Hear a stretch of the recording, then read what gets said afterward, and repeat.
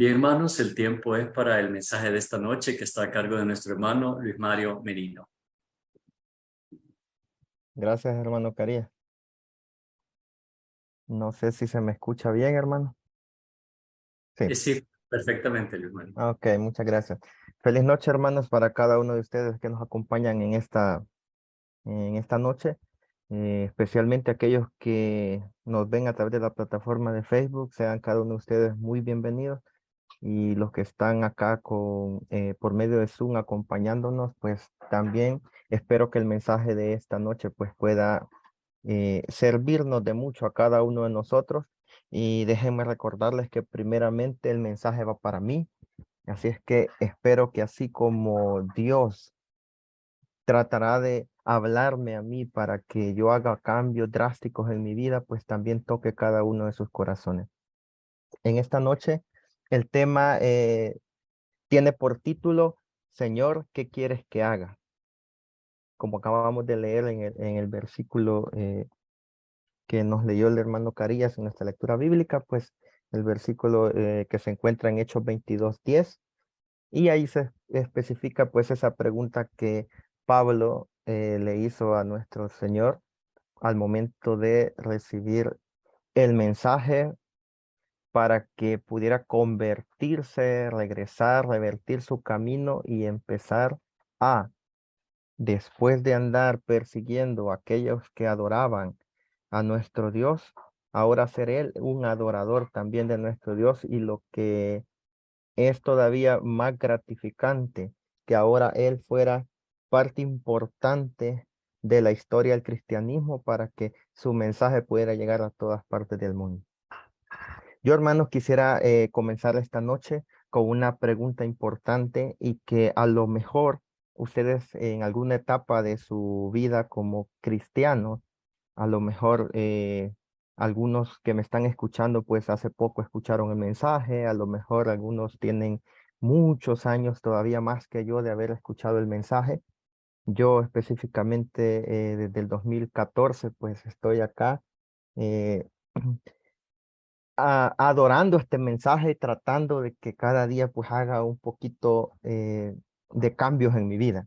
Yo sé que cada uno de nosotros pues a lo mejor enfrentamos dificultades en cada una de nuestras etapas que vamos pasando en el camino hacia alcanzar la salvación, pero pues no importa el camino o el paso que cada uno de nosotros haya dado por este sendero, lo importante es que cada uno de nosotros tenemos un destino de gloria. Y yo sé que más de alguna vez han escuchado esa afirmación. Cada uno de nosotros tenemos un destino glorioso. Si nosotros nos dirigimos por el camino correcto, nosotros tenemos un destino glorioso. Cada uno de los que nos hacemos llamar cristianos, debemos por ley pasar por tres etapas en nuestro caminar en este mundo. Y es en lo que nos vamos a centrar en esta noche, y es lo que yo voy a tratar de darles el mensaje a cada uno de ustedes. Son esas tres etapas que cada uno de nosotros debemos de pasar para obtener una conversión verdadera, y que podamos, así como Pablo se convirtió y pudo ser un estandarte para Jesucristo en este mundo, nosotros con nuestra vida, con nuestro ejemplo, con nuestra forma de tratar a los demás, con nuestra forma de vivir el evangelio, podamos también ser un estandarte de Cristo. La primera etapa, hermanos, que me gustaría tratar se titula El camino y el camino. Y ustedes me van a decir, o sea, ¿por qué el camino y el camino? En realidad, el camino con C minúscula y el camino con C mayúscula son dos palabras totalmente diferentes. Existe eh, el camino con minúscula, que sería básicamente el camino o la ruta que cada uno de nosotros hemos decidido andar por nuestra cuenta. Pero el camino con la C mayúscula es el que Dios tiene preparado para mí, el que tiene preparado para ti, el que tiene preparado para cada uno de nosotros. Es la ruta de aspiraciones, desafíos y victorias mayores que Dios planificó para mi vida y para tu vida.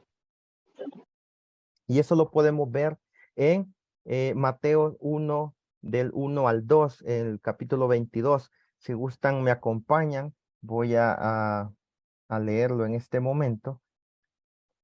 Y ahí podemos ver nosotros que dice en el versículo 1, Hechos 22, el versículo 1, varones, hermanos y padres, oíd ahora mi defensa ante vosotros. Y el versículo 2 dice, y al oír que les hablaba en lengua hebrea, guardaron más silencio. Hermanos, Pablo, siendo ya de edad avanzada, nos está narrando en este momento el, el episodio trascendental que él tuvo el privilegio de vivir y que le permitió dar un giro drástico en el camino que él estaba siguiendo. En el siguiente versículo, en el que sería el número 3, nosotros vamos a encontrar quién era Pablo. Yo sé que ya cada uno de nosotros sabemos quién era Pablo. Él era un estudioso de la ley. Es más, él era celoso en cuanto a la ley de Dios. Él guardaba la ley. O sea, hermanos, era quizás, si viviera en estos tiempos, el hermano que estuviera más consagrado en la ley de Dios. Pero, hermanos, aquí hay algo bien importante. El enfoque que él había comprendido hasta ese momento no le permitía ver que el camino que él había tomado no era el camino que Dios tenía para él. La letra inicial de la palabra camino en algunas partes de la Biblia está en minúscula y en algunas está en mayúscula. Y me gustaría preguntarles si tienen a la mano su Biblia en este momento, a leer el capítulo Hechos 22, el versículo 4 y 5, que dice, perseguía yo este camino hasta la muerte, prendiendo y entregando en cárceles a hombres y mujeres. Esa palabrita camino en su Biblia, hermanos, está con inicial mayúscula o con inicial minúscula.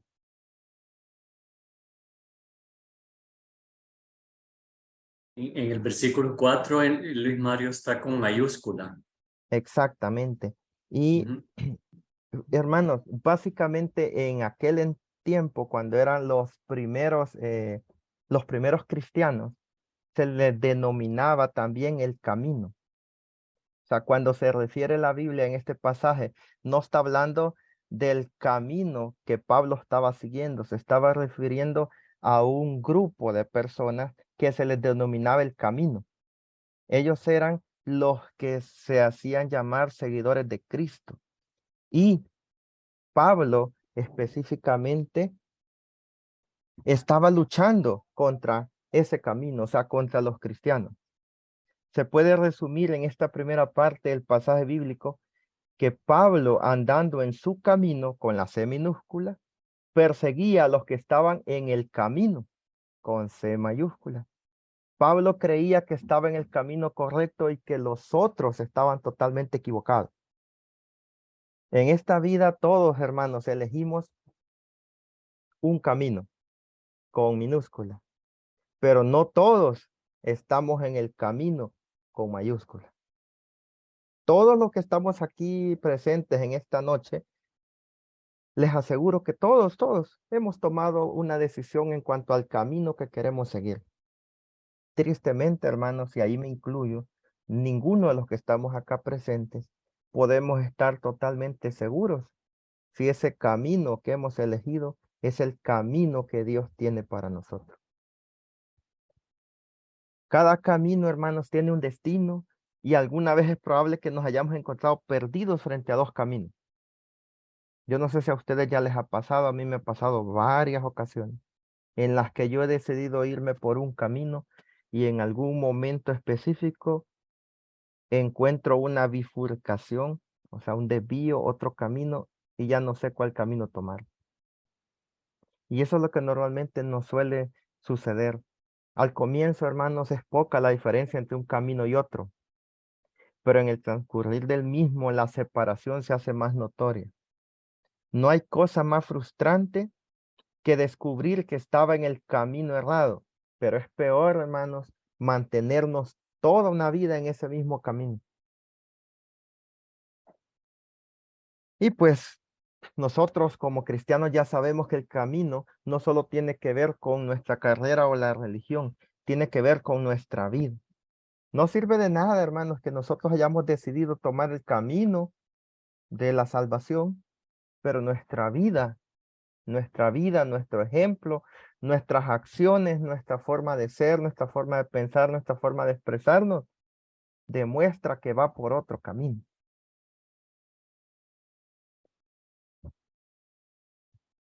Na- el camino que nosotros elegimos, hermanos, tiene que ver con nuestras decisiones, con nuestras prioridades, tiene que ver con el destino a donde pretendemos llegar.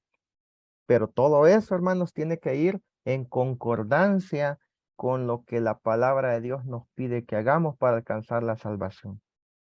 Si nosotros decidimos seguir los designios que Dios tiene para cada uno de nosotros, esas prioridades, esas decisiones, ese destino al que nosotros queremos llegar, tiene que estar en la misma sintonía.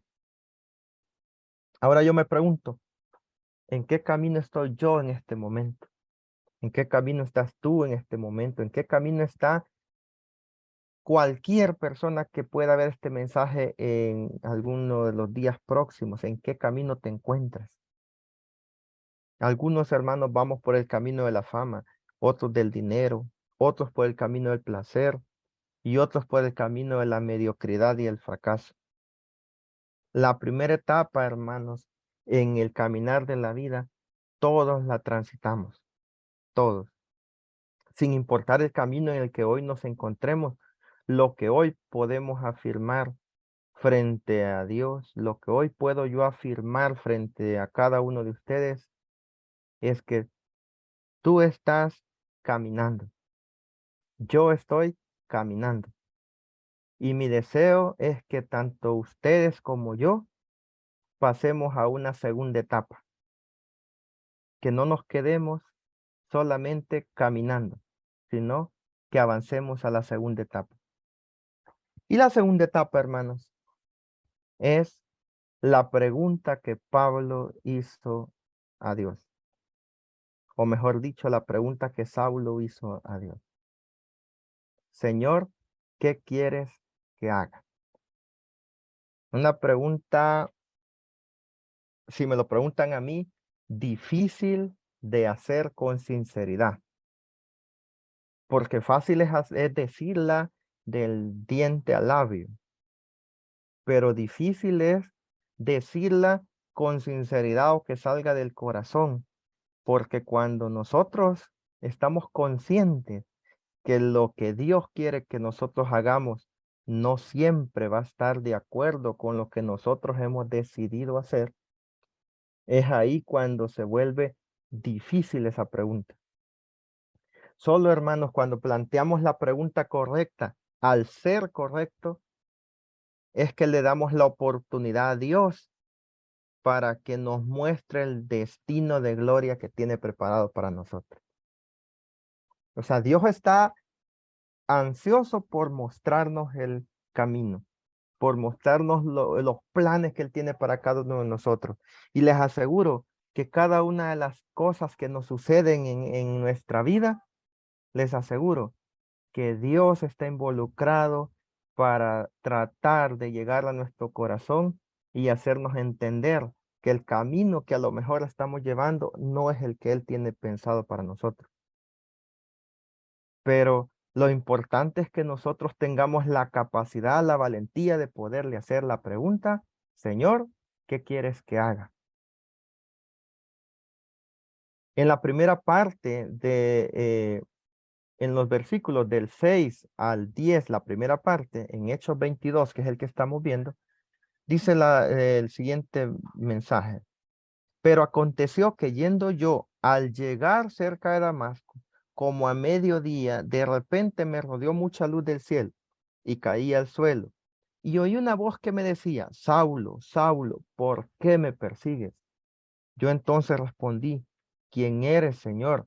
Y me dijo, yo soy Jesús de Nazaret, a quien tú persigues. Y los que estaban conmigo vieron a la verdad la luz y se espantaron, pero no entendieron la voz del que hablaba conmigo. Y dije, ¿qué haré, Señor?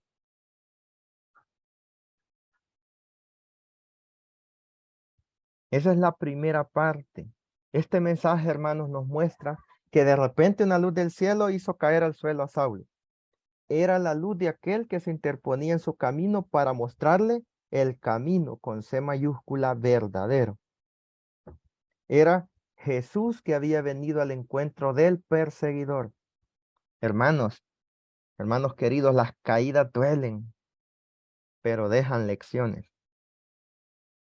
En el momento en el que nosotros caigamos, que nos duela la caída, pero que no encontremos la lección que esa caída nos está dando, debemos preocuparnos. Toda caída que nos pasa en nuestra vida deja una lección importante. Son momentos propicios para descubrir que existe otro camino mejor. Cada caída, cada situación que nos suceda que está en contra de lo que nosotros esperábamos, es un llamado de Dios que nos está diciendo, vas por el camino equivocado. Muchas veces, hermanos, es en el dolor cuando nos volvemos más sensibles a la voz de Dios. Es cuando mordemos el polvo de la desesperación que descubrimos que Dios está cerca y que tiene un mejor camino para mí. Es cuando estamos sin salida, es cuando estamos frustrados, es cuando estamos acongojados, es cuando ya no encontramos salida a la situación y al problema en el que nos hemos metido, cuando descubrimos que Dios tiene un mejor camino para nosotros. Pablo estaba postrado. Mientras Pablo estaba postrado en el suelo, él escuchó la voz del Señor Jesús. Soy Jesús a quien tú persigues. Tú tienes tu propio camino, pero yo soy el camino. Entonces, postrado en el suelo, Pablo hace la pregunta que cambiaría el rumbo de su vida. Y es lo que leímos en la primera parte del versículo 10. ¿Qué haré, Señor? Señor, ¿qué haré? O Señor, ¿qué quieres que haga? Cuando nosotros le planteamos esa pregunta a Dios, le estamos dando esa oportunidad que les mencioné hace un momento, esa oportunidad que Dios pueda mostrarnos el verdadero destino que tiene para cada uno de nosotros. A veces preguntamos, hermanos, ¿cuánto voy a ganar? ¿Cuáles son mis derechos? ¿Con quién me casaré? Pero la pregunta más importante que hoy, no mañana, hermano, hoy debemos hacernos es, Señor, ¿qué quieres que haga? Pablo estaba diciendo, Señor, hasta aquí he seguido mi propio camino. Ahora quiero seguir el camino que tú me has preparado. Muéstrame el camino.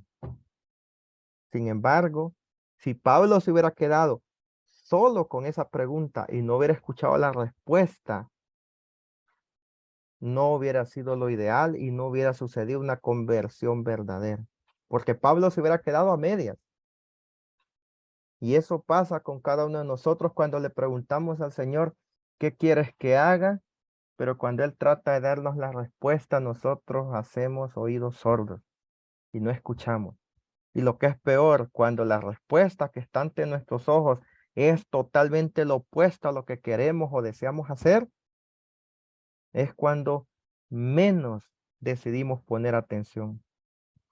Hermanos, muchos, aquí no todos, en la primera etapa todos pasamos, pero aquí muchos llegan a esta segunda etapa en el caminar de la vida. Pero hoy quiero que pasemos a la tercera etapa. Y la tercera etapa la encontramos en la segunda parte del versículo 10. Se te dirá lo que está ordenado que hagas. Cada uno de nosotros tiene un destino de gloria porque Dios tiene un plan para nuestra vida. Tiene un plan para mi vida, tiene un plan para tu vida, tiene un plan para cada una de la vida de cada ser que se encuentra en el universo. Pero debemos recordar que el éxito no consiste en acumular riquezas o fama, el éxito consiste en descubrir y desarrollar el plan que Dios tiene para nosotros. Es interesante notar que Jesús no le dijo a Pablo, ve a Damasco mientras yo voy pensando qué voy a hacer contigo, o dame un tiempo, déjame aclarar mis ideas, o vamos a hacer una comisión para ver tu casa, como normalmente hacemos nosotros. El verbo traducido como lo que está ordenado es el verbo tazo y significa ubicar en un cierto orden, organizar, asignar un lugar. La frase, se te dirá lo que está ordenado que hagas, revela que Dios ya tenía algo especial establecido para Pablo. O sea, Dios tenía un plan para su vida. Aquí queda demostrado, hermanos, que Dios ha planificado mi vida, ha planificado tu vida y ha planificado todo lo que existe en el universo. Cada uno de nosotros, hermanos, no vivimos a la deriva. No siempre cumplimos ese plan y vivimos a la deriva. O sea, no siempre le hacemos esa pregunta a Dios. No siempre dejamos que Él nos muestre el camino. Y eso nos hace que vivamos a la deriva. Pero nuestra vida no debe estar a la deriva. Dios tiene un plan para nosotros. Lo que hoy he tratado de mostrar para cada uno de ustedes y para mí, hermano, es que Dios tiene un plan para nuestra vida. Yo voy comprobando esta afirmación cada día y cada uno de nosotros podemos hacerlo también. Yo tengo un destino de gloria porque Dios tiene un plan para mi vida. Tú tienes un destino de gloria porque Dios también tiene un plan para tu vida. Él planificó algo para mí, Él planificó algo para ti, aún antes que yo naciera o que tú nacieras. El éxito, hermanos, como lo dije antes, no consiste en acumular riqueza o fama. El éxito consiste en descubrir y desarrollar el plan que Dios tiene para mí y para ti. Y yo en esta noche quiero desafiarme, no desafiarte a ti, no desafiar a cada uno de los que están acá. Quiero desafiarme yo a descubrir cada día con la lectura de la palabra de Dios y con la oración los aspectos más resaltantes del plan que Dios tiene para mi vida. Y si ustedes, hermanos, ya han descubierto esos aspectos, el desafío para ustedes es que puedan renovar ese compromiso de mantenerse en ese camino rumbo al destino de gloria que Dios nos ha preparado. La gran pregunta que Pablo le planteó a Dios es, Señor, ¿qué quieres que haga? Entonces descubrió que Dios tenía un plan para su vida. Entendió que era mejor dejar su camino para seguir el camino.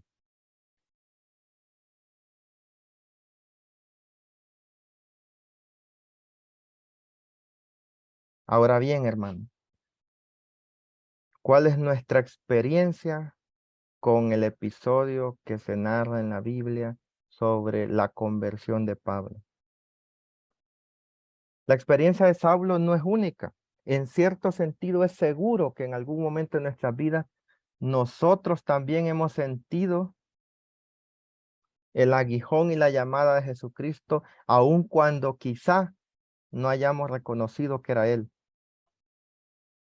Puede haber sido, hermanos, que al leer o escuchar su palabra, que nos llama al arrepentimiento y la fe, tal vez nuestra conciencia nos ha acusado recordándonos lo que hemos pensado o dicho o hecho. Quizá no hemos llegado a sentir vacíos, nos hemos llegado a sentir vacíos y deprimidos. Hoy en estos tiempos, hermanos, la mayoría de la población mundial se sienten vacíos y deprimidos, sin encontrar sentido a nuestra vida, aunque quizá lo tengamos todo. Puede que Dios haya llamado nuestra atención por medio del dolor de una enfermedad, una pérdida, el fracaso en un negocio o situaciones adversas que se repiten una detrás de otra. o el temor a la muerte y el juicio eterno. Lo que es indudable es que el Espíritu Santo obra en cada uno de nosotros de muchas maneras para llevarnos a Cristo. Al igual que con Saulo, Dios hará todo lo que haga falta para colocarnos en un punto de absoluta dependencia de Él. Inflexiblemente, pacientemente y fielmente nos aguijoneará hasta que final y voluntariamente nos dobleguemos ante Él. Por mucho tiempo el Señor había estado tratando de convencer a Saulo sin lograr doblegarlo. Pero la revelación de su gloria en el camino de Damasco fue decisivo. En aquel momento todo comenzó a cobrar sentido y se produjo una profunda revolución que afectó a todo su ser. Cuando los hombres que iban con Saulo se recobraron, vieron que había perdido la vista, tuvieron que conducirle hasta la ciudad. Qué cambio tan radical, ¿no? En lugar del orgulloso fariseo que caminaba por las calles con los aires de un inquisidor o con los aires de un miembro de iglesia o con los aires de un ingeniero, de un arquitecto o con los aires de un empresario exitoso. En lugar de eso, Saulo era un hombre humillado, afligido, tembloroso, andando a tientas, necesitando de una mano que le guiara. Luego, cuando llegó a la posada y se quedó solo en medio de la oscuridad, es cuando él empezó a orar. Y fue entonces cuando tuvo el verdadero cambio interior en su vida. Fue una verdadera crisis de su intelecto, voluntad y emociones que transformó toda su vida y sus actividades posteriores. Hermanos, en esta noche, más importante, más importante que hacerle la pregunta a nuestro Dios, ¿qué quieres que haga? Más importante es escuchar la respuesta de Dios para nosotros. Más importante de cuestionarnos o de cuestionarlo para que nos mencione qué estamos haciendo mal, qué cambio necesita en nuestra vida. Lo más importante es que ese cambio que necesitamos en nuestra vida lo empecemos a poner en práctica desde hoy. Yo no sé ustedes, hermanos, yo no puedo hablar por ustedes. Ustedes saben que cada uno de nosotros tenemos una lucha interna por alcanzar la salvación. La salvación es personal. Mi deseo para esta noche es que cada uno de nosotros podamos, primero, hacerle esa pregunta a nuestro Dios, ¿qué quieres que haga? Pero sobre todo, que hagamos lo que hizo Pablo. Pablo no se quedó solo con la pregunta, escuchó la respuesta y la respuesta de nuestro Dios fue la siguiente. El Señor me dijo, levántate y ve a Damasco, y allí se te dirá todo lo que está ordenado que hagas. La Biblia no dice que Pablo discutió, que Pablo dudó, que él no hallaba qué hacer, que pensó en regresarse. La Biblia solo dice que esa fue la respuesta que Dios le dio. Y luego narra que Pablo se fue a Damasco y que al llegar allá, que él iba ciego, que necesitaba quien lo apoyara, iba humillado, él empezó a orar y fue ahí cuando encontró la verdadera conversión. Así es que, hermanos, ese ha sido el mensaje para esta noche. Espero que cada uno de nosotros pueda ponerlo en práctica y que no nos quedemos solo en la primera etapa, solo en la primera etapa del camino y el camino con C mayúscula. Todos, hermanos, vamos a pasar esa etapa. Lo importante es que logremos avanzar a la segunda etapa y que podamos hacer esa pregunta a nuestro Dios. Señor, ¿qué quieres que haga? Pero sobre todo, escuchemos la voz de Dios cuando nos dé la respuesta a nuestra pregunta y empecemos a caminar por el camino que Dios tiene para cada uno de nosotros. Que el Señor les bendiga, hermanos, y que tengan una feliz noche.